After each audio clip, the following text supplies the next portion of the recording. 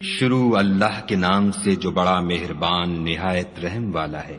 قیامت قریب آ پہنچی اور چاند شق ہو گیا، اور اگر کافر کوئی نشانی دیکھتے ہیں تو منہ پھیر لیتے ہیں اور کہتے ہیں کہ یہ ایک ہمیشہ کا جادو ہے، اور انہوں نے جھٹلایا اور اپنی خواہشوں کی پیروی کی، اور ہر کام کا وقت مقرر ہے، اور ان کو ایسے حالات سابقین پہنچ چکے ہیں جن میں عبرت ہے، اور کامل دانائی کی کتاب بھی، لیکن ڈرانا ان کو کچھ فائدہ نہیں دیتا۔ تو تم بھی ان کی کچھ پرواہ نہ کرو، جس دن بلانے والا ان کو ایک ناخوش چیز کی طرف بلائے گا تو آنکھیں نیچے کیے ہوئے قبروں سے نکل پڑیں گے، گویا بکھری ہوئی ٹڈیاں ہیں، اس بلانے والے کی طرف دوڑتے جاتے ہوں گے۔ کافر کہیں گے یہ دن بڑا سخت ہے۔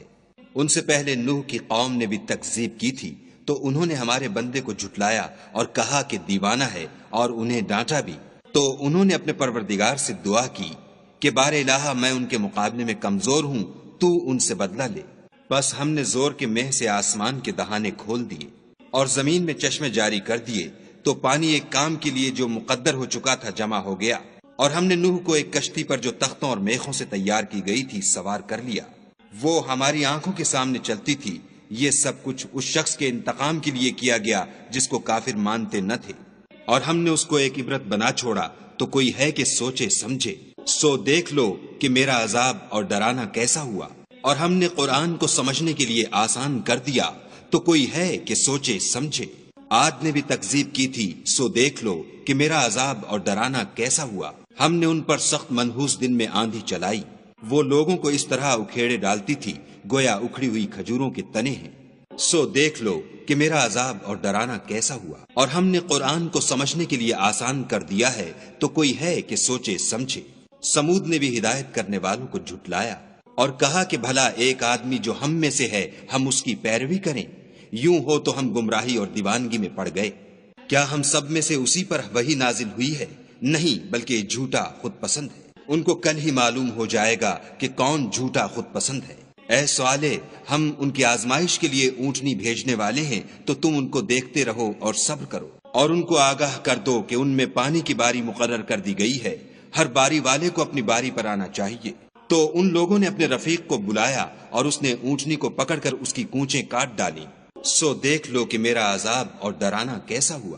ہم نے ان پر عذاب کے لیے ایک چیخ بھیجی، تو وہ ایسے ہو گئے جیسے باڑ والے کی سوکھی اور ٹوٹی ہوئی باڑ۔ اور ہم نے قرآن کو سمجھنے کے لیے آسان کر دیا ہے، تو کوئی ہے کہ سوچے سمجھے۔ لوط کی قوم نے بھی ڈر سنانے والوں کو جھٹلایا تھا، تو ہم نے ان پر کنکر بھری ہوا چلائی، مگر لوط کے گھر والے کہ ہم نے ان کو پچھلی رات ہی سے بچا لیا۔ اپنے فضل سے شکر کرنے والے کو ہم ایسا ہی بدلہ دیا کرتے ہیں۔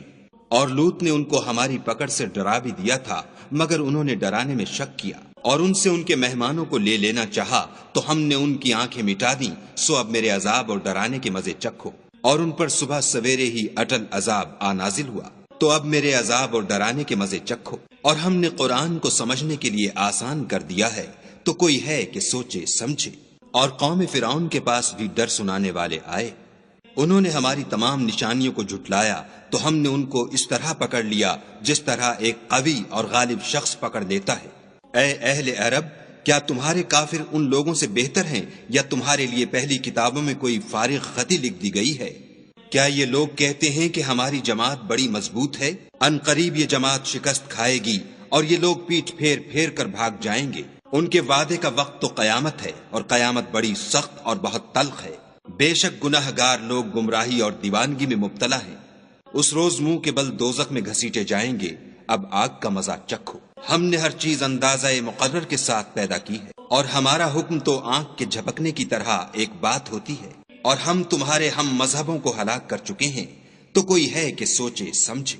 اور جو کچھ انہوں نے کیا ان کے اعمال ناموں میں مندرج ہے، یعنی ہر چھوٹا اور بڑا کام لکھ دیا گیا ہے۔